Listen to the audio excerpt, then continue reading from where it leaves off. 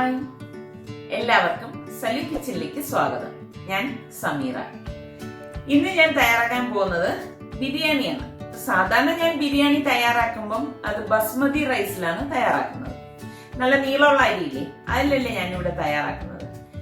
ഇന്നിപ്പോ ഞാൻ അതിൽ നിന്ന് കുറച്ച് വ്യത്യസ്തമായിട്ട് ജീരകശാല റൈസിൽ, അതായത് കൈമ റൈസിലാണ് ഈ ബിരിയാണി തയ്യാറാക്കുന്നത്.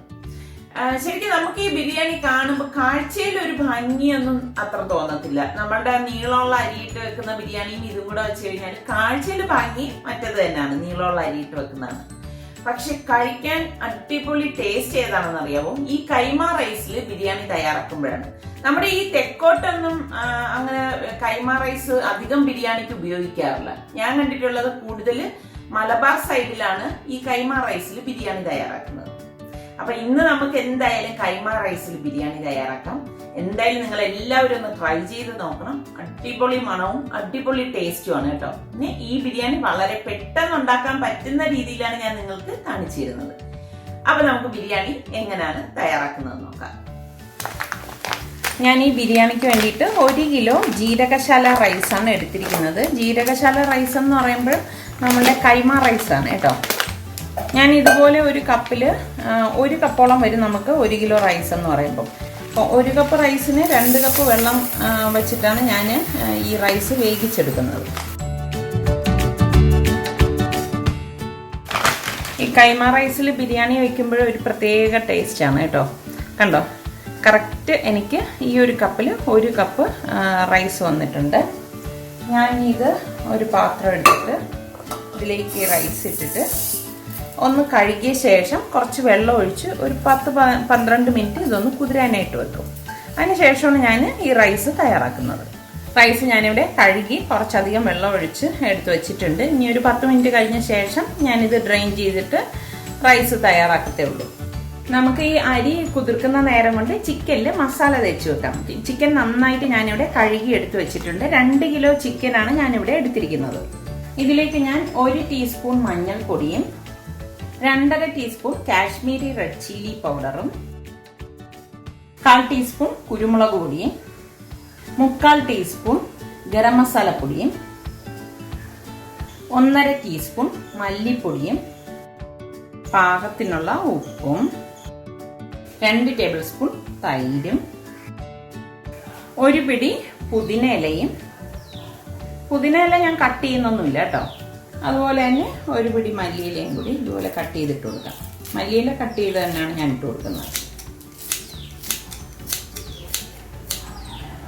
പിന്നെ ഇതിലേക്ക് ഞാനിവിടെ 2 വലിയ തക്കാളി ഇതുപോലെ കട്ട് ചെയ്തെടുത്ത് വെച്ചിട്ടുണ്ട്. അതും കൂടി ഇതിലേക്ക് ഇട്ട് കൊടുക്കാം.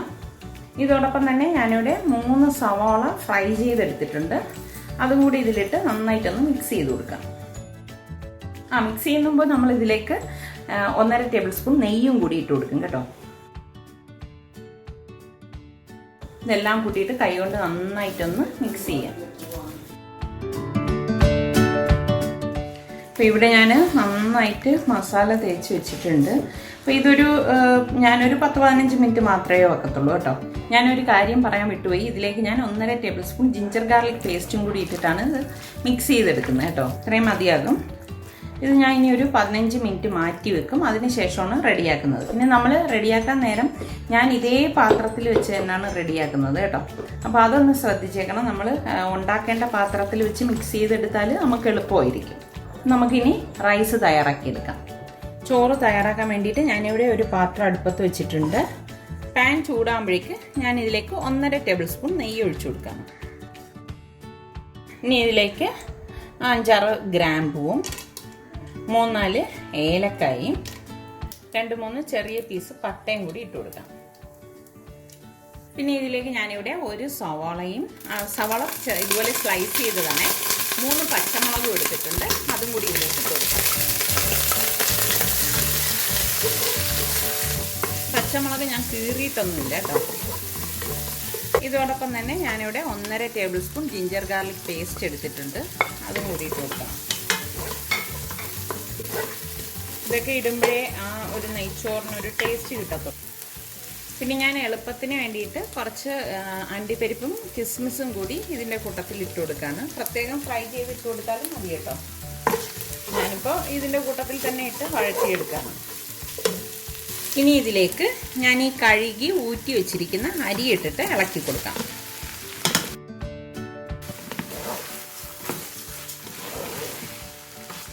ജീരകശാല അരി എന്ന് പറയുമ്പോൾ കണ്ടോ, ഇതുപോലെ വളരെ കുഞ്ഞരിയാണ്.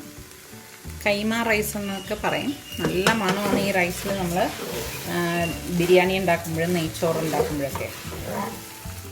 ഒരു 2-3 മിനിറ്റ് ഇതൊന്ന് ഇളക്കി കൊടുക്കണം കേട്ടോ. നമ്മളിങ്ങനെ ഇളക്കി എടുക്കുമ്പം ഇതുപോലെ വിട്ട് വരും. അതാണ് ഇതിൻ്റെ ഒരു പരുവം കേട്ടോ. ഇനി ഇതിലേക്ക് തിളച്ച വെള്ളമാണ് ഒഴിച്ചു കൊടുക്കാനുള്ളത്. ഞാനിവിടെ ഇതുപോലെ 1 കപ്പ് റൈസ് എടുത്തതിന് 2 കപ്പ് തിളച്ച വെള്ളമാണ് ഒഴിച്ചു കൊടുക്കാൻ പോകുന്നത്.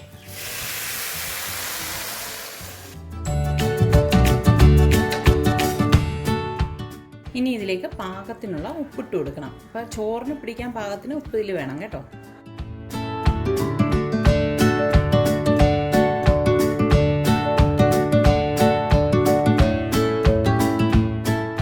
അപ്പോൾ ഇനി ഇത് മൂടി വെച്ചിട്ട് തീ കുറച്ച് വെച്ചിട്ട് നമുക്കിത് വേവിച്ചെടുക്കാം. റൈസ് റെഡിയാവുന്ന നേരം കൊണ്ട് നമുക്ക് ഇനി ചിക്കൻ തയ്യാറാക്കിയെടുക്കാം.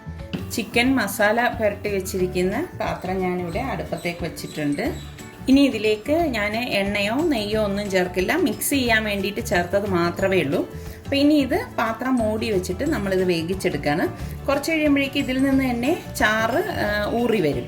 അപ്പോൾ അത് നമ്മൾ ഇളക്കി ബിരിയാണിക്ക് ഡം ചെയ്യാൻ പാകത്തിനുള്ള പരുവാക്കി എടുക്കണം. ചിക്കൻ വേഗം വേണം. അപ്പോൾ ഞാൻ ഇനി ഇത് മൂടി വെച്ച് വേവിക്കാൻ പോവുകയാണ്. നമ്മളിത് ഇടയ്ക്കിടയ്ക്ക് ഇതിൻ്റെ അടപ്പൊന്ന് മാറ്റിയിട്ട് ഒന്ന് ഇളക്കി കൊടുക്കണം കേട്ടോ. ഇപ്പം ഇളക്കണ്ട, ഇങ്ങനെ തന്നെ വെച്ചിട്ട് വേവിച്ചെടുക്കാം. ഒരു 5-6 മിനിറ്റ് കഴിഞ്ഞ ശേഷം ഞാൻ അടപ്പ് മാറ്റിയിട്ട് കാണിച്ചു തരാം. അപ്പോൾ 5 മിനിറ്റ് കഴിഞ്ഞിട്ടുണ്ട്, ഞാൻ അടപ്പ് മാറ്റി കാണിച്ചു തരാം. കണ്ടോ, ഗ്രേവിയൊക്കെ ഇറങ്ങി വന്നിട്ടുണ്ട്. ഇത് നമുക്കൊന്ന് ഇളക്കി കൊടുക്കാം.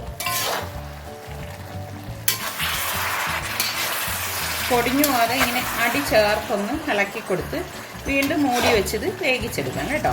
ഒരു 25-30 മിനിറ്റിനുള്ളിൽ തന്നെ ഇത് വെന്ത് കിട്ടും കേട്ടോ. വീണ്ടും മൂടി വെച്ച് വേവിച്ചെടുക്കാം. അപ്പം റൈസ് റെഡിയായോ നോക്കാം. കണ്ടോ, പാകത്തിന് ഇത് വെന്ത് വന്നിട്ടുണ്ട്. അത്രയും മതിയാകും. ഇപ്പം ജീരകശാല അരി ആയതുകൊണ്ട് തന്നെ ഇത് പൊടിഞ്ഞു പോകത്തൊന്നുമില്ല കേട്ടോ. ഇനി ഞാൻ ഗ്യാസ് ഓഫ് ചെയ്തിട്ട് ഈ പാത്രം ഒന്ന് ഇതുപോലെ ഒന്ന് തുറന്നു വയ്ക്കും. കാരണം ഇത് തുറന്നു വെച്ചാൽ മാത്രമേ ആവിയൊക്കെ പുറത്തു പോകത്തുള്ളൂ. അപ്പം അല്ലെങ്കിൽ ഒരുപാട് ഇനി വെന്ത് പോകും. പിന്നെ ഒരു 5 മിനിറ്റ് ഇതുപോലെ ഓപ്പൺ ചെയ്ത ശേഷം ഞാനിത് ക്ലോസ് ചെയ്ത് മാറ്റി വെക്കും. പിന്നെ ചിക്കൻ തയ്യാറാക്കിയ ശേഷം മാത്രമേ നമ്മളിത് ഡം ചെയ്തെടുക്കത്തുള്ളൂ. ഇതൊരു 25 മിനിറ്റ് കഴിഞ്ഞിട്ടുണ്ട്. ഞാൻ ഇടയ്ക്കിടയ്ക്ക് ഇതിൻ്റെ അടപ്പ് മാറ്റി ഒന്ന് ഇളക്കി കൊടുത്തോണ്ടിരുന്നു. ഉണ്ടോ, മസാലയൊക്കെ പാകത്തിന് ചിക്കനിൽ പിടിച്ചു വന്നിട്ടുണ്ട്. അപ്പം ഞാൻ ഇനി ഇത് ഗ്യാസ് ഓഫ് ചെയ്തിട്ട് നമുക്ക് റൈസും ചിക്കനുമായിട്ട് ഡം ചെയ്യാനായിട്ട് വെക്കാം. ഇത് ഡം ചെയ്യാൻ വേണ്ടി ഞാനിവിടെ ഒരു പാൻ ഇതുപോലെ എടുത്ത് വെച്ചിട്ടുണ്ട്. ഗ്യാസ് ഇപ്പം ഞാൻ ഓൺ ചെയ്തിട്ടില്ല. അപ്പോൾ ഇതിൻ്റെ അടിയിൽ നമുക്ക് ചിക്കനും മസാലയും കൂടി വെച്ച് കൊടുക്കാം.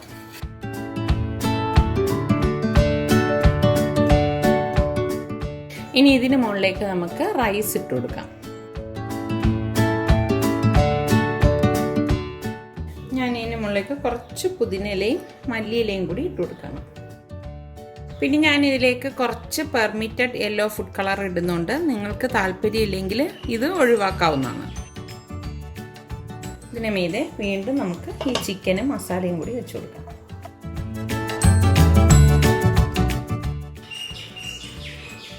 ഇനി വീണ്ടും നമുക്ക് ഇതിന് മുകളിലേക്ക് റൈസ് ഇട്ട് കൊടുക്കാം. ഇങ്ങനെ നമുക്ക് ഇത് തീരുന്നത് വരെ ഈ പ്രോസസ്സ് ഇതുപോലെ തന്നെ ചെയ്ത് കൊടുക്കണം. ഇനി ഞാനിത് മൂടി വെച്ചിട്ട് ഗ്യാസ് ഓൺ ചെയ്ത് വളരെ തീ കുറച്ച് വെച്ചിട്ട് ഒരു 5 മിനിറ്റ് ഒന്ന് ഡം ചെയ്യും. 5 മിനിറ്റിന് ശേഷം ഞാൻ ഗ്യാസ് ഓഫ് ചെയ്ത് കൊടുക്കും. ഓഫ് ചെയ്തിട്ട് പിന്നെ ഇത് സെർവ് ചെയ്യാണ് ചെയ്യുന്നത്. ഞാൻ ഗ്യാസ് ഓഫ് ചെയ്തിട്ട് ഒരു 10 മിനിറ്റ് കഴിഞ്ഞിട്ടുണ്ടായിരുന്നു. ഇതാ തുറന്ന് നോക്കാം. നല്ലൊരു മണം വരുന്നുണ്ട് കേട്ടോ. നമ്മളിത് സെർവ് ചെയ്യുന്നതിന് മുൻപ് ഒന്ന് മിക്സ് ചെയ്ത ശേഷം ഇത് സെർവിങ് ബൗളിലേക്ക് എടുക്കാവുന്നതാണ്. ശരിക്കും പാകത്തിന് മസാലയും റൈസും ഒക്കെ കൂടെ മിക്സായി വരും.